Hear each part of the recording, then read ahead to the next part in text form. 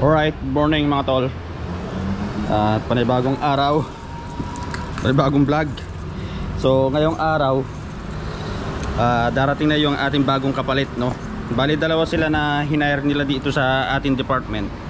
Ayun, syempre tayo magtuturo sa mga yon, dahil tayo yung mga matatagal na Pilipino sa ating department.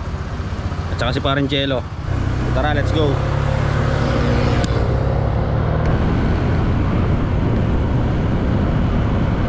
Pasok muna tayo sa ating trabaho ngayon. Kilala mo ba si Andy Boy Palakad? Kilala mo yon? Hindi tayo kilala. Oh, ito yung bago nating katrabaho. Siya yung papalit sa atin dito sa JMC Taiwan, no? Ano nga pangalan mo, Brad? Benedict. Oh, Benedict. Merenda muna kami. Bali, tinuturuan ko siya din sa aming department. Stepping. Hindi, bawal nga. Kaso, okay lang yan. Hindi naman masalan dito. Okay lang. O, berda muna tayo. Juice, anong gusto mong juice?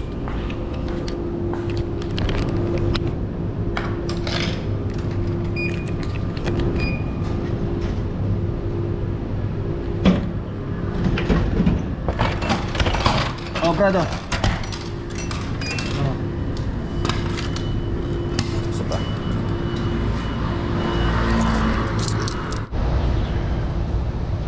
$27 ka lumabas. Tapos balik ka mga 29. Ay 39. Oo.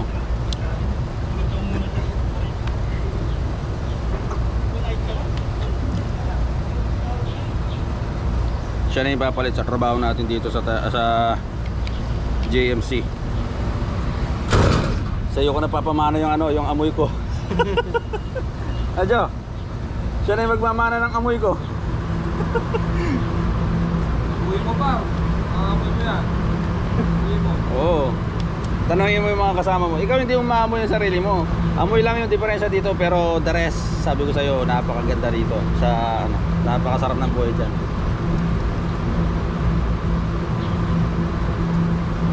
Nakita mo kanina, di ba? Pagkatapos ko lang magdikit, wala na akong ginagawa, di ba? Naglalakad-lakad lang ako. Nagbabantay-bantay lang. Yun lang, hindi siya pressure.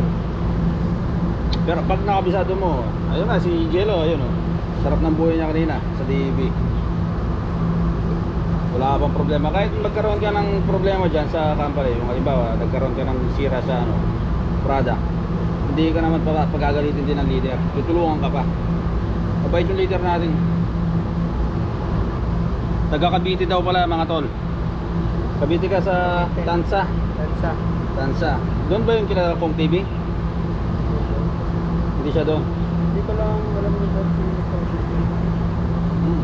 Idol natin yun si Kong TV.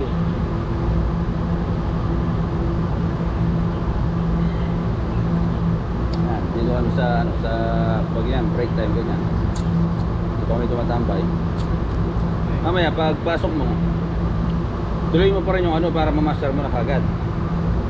Nakita mo yung kanina, nakita mo yung sa likod, di ba? Munting nabitawan mo, di ba? Kung nabitawan mo yun, hindi ko hinawakan, mahuhulog yung roller. Pag nahulog yung roller, mag-alarm yun sa ilalim. Malakas, di ba? Narinig mo yung alarm kanina. Mag-alarm yun. Siyempre yung product masisira dun. Na kailangan may balik mo ulit yun. Kaso kukuha pa ng hagdan, kaya hassle. Kaya dapat hindi mo bibitawan yung Kaya kung nakakalam yun. Kaya nga mayroong clamp. Kailangan nakaklamp muna bago mo hawakan. Maghawak mo ng product, tsaka mo tanggalin yung pagkaklam niya, hilain mo nun. Basic lang naman yung siyempre una medyo makakaramdam ka pa ng dyan, pero wala naman problema itong kahit basta halimbawa meron kang mga hindi alam, pwede mo naman itanong. Saan kayo? Diyan kayo? Naka-dorm? Tapat niya. Lapit nyo lang pala, dito lang kayo. Ayun lang pala yung nila mga tolo. Ayan yung building. So sa building na yan, yan yung kanilang dorm.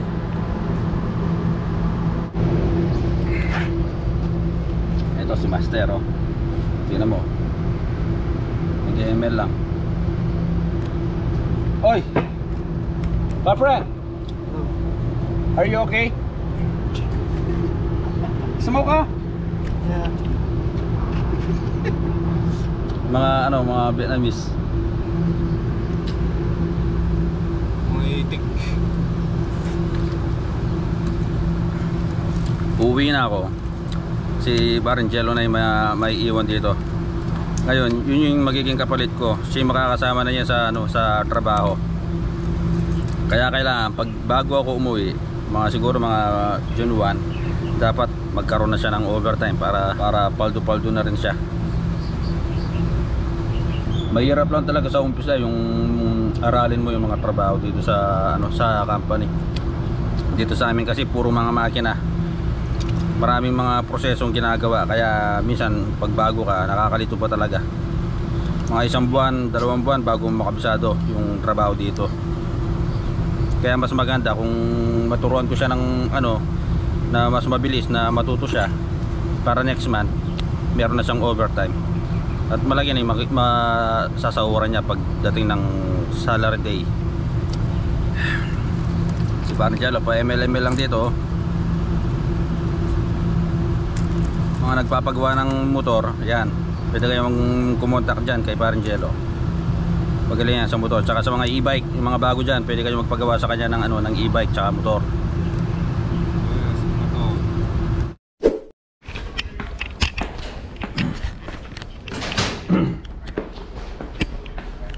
Yan.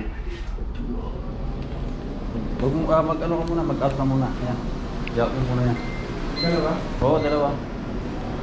Yan, tapos suot mo yung sapatos. Yan. Ano? Kaya na? Oo, kaya. Sige, no? Miranda muna ako. Hindi, hinintay kita kasi baka kalimutan mo mag-out. Salamat. O, sige. The next day.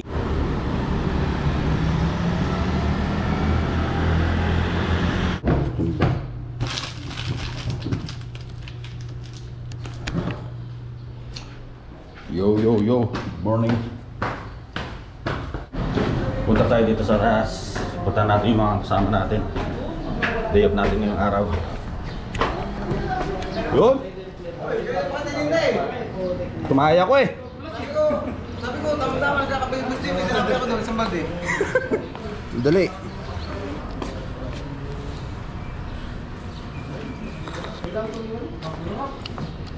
Food trip tayo ng Munggo.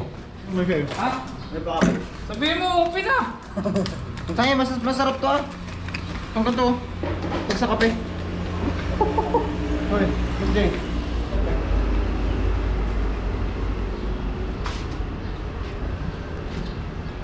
Kaya ako doon sa kape.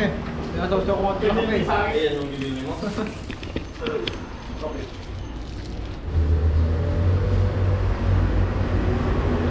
Patas pa eh, no? Ha? Nakapatas. Naubos na yung whopper eh. Ang Oreo. Unang naubos. Yung whopper kaya Oreo. Dapat yung isang timbang malaki, no? Walang timbang malaki doon. Ganyan kakait. Ganyan pa Lagay ka ng pamadyong dyan, no? No, Tin. Ha? Tin. Ha? Ayan, suming ko. Munggo. Yan, tsaka tulingan. Basta isda. Ano naman ako? Oh, kain tayo mga tol. Oh, Jay, kain tayo Jay. Tabo na yung ulo. Parang hindi yata ano dito ha. Tumapalo ito brad oh. Sarap. Yo mga tol, magandang hapon. So ngayong araw, sasamahan natin si Paring Bata para bumili ng ano nga ba yun pre? Cycling short. Ayun, pipili kami ng cycling shorts sa Decathlon, no? Sa Decathlon pala tayo pupunta. Ayan, so samahan nyo kami mga tol. Biyahe tayo ngayon na papuntang Decathlon. Nabis ko mag-vlog ng ganito.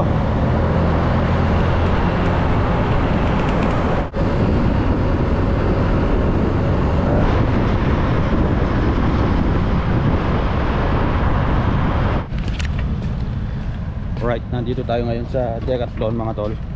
Samahan lang natin si Paring Batang na bumili ng mga gamit niya pang bisikleta. Papabudol na naman. Budol. Wala ko kasi makakatipid pag nag-bike eh. Hindi pala. Brake na rin. 21.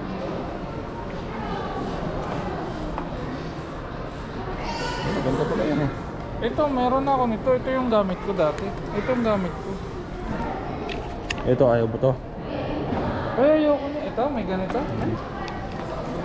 Yung bisikleta oh. 21,000.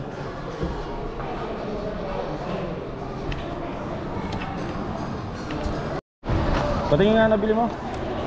Maganda siya. Malambot. Oo. Tapos saktong-sakto siya sa wet packs ko. Ito yung nabili niya oh. Bumili siya ng ganito, pang bike. Ayan. Makatawa ko naman kasi ng short yan.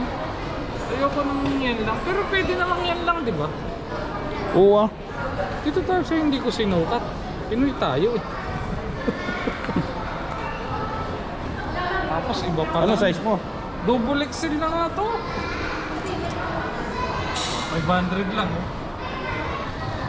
Bike pa more. Akala ko ba yung ano, Ito 649? 650. And ito una ko nakita. Tapos nakita ko ba ito. Pares lang no.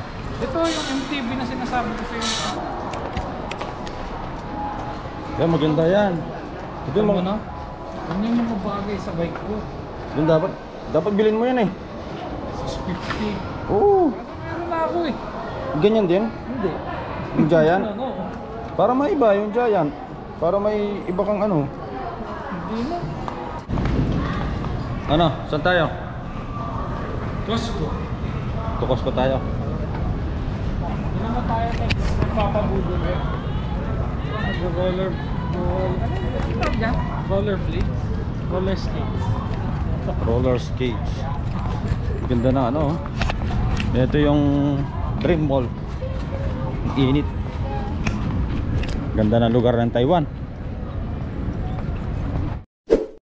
So, alright mga tol, nandito na tayo sa dorm. At hindi na ako masyadong nakapag-vlog kanina. Gawa ng busy. So, ayun. At ang bait ni Paring Batang, binilan tayo ng damit kanina kasi alam niya na uuwi na tayo. So, ginawa ni Paring Batang, binilan tayo ng pang couple shirt. So, ayun, kung napapansin nyo, nakasalamin ako kasi kakatapos ko lang mag-computer kanina, mag-laptop. Ginagamit ko to pang anti-blue light protection. So, sa mga mahilig mag-computer dyan o kaya mahilig mag-ano, dapat meron din kayong ganito para hindi lumabo yung mata nyo. Kahit anti-blue light lang pwede na yun, kahit wala na yung radiation. At least importante, protected yung ano nyo, mata, no? Lalo na tayong mga OFW, madalas tayong babad sa computer, cellphone, ayan. So kailangan to. Kung napapansin nyo, nagbo-blue siya, ayan. Yung, alam mo yun, yung sinag ng liwanag, nabablock niya, kumbaga. So sa ating bagong kapalit na sa ating trabaho, good luck sa iyo tol. Galingan mo dyan sa ating department, no? Bali, ikaw na yung papalit sa akin dyan. Yun lang. At God bless sa iyo. At sa lahat ng ating viewers dyan, God bless sa inyo lahat. Andy Boy pala, God bless ang lahat. Babush.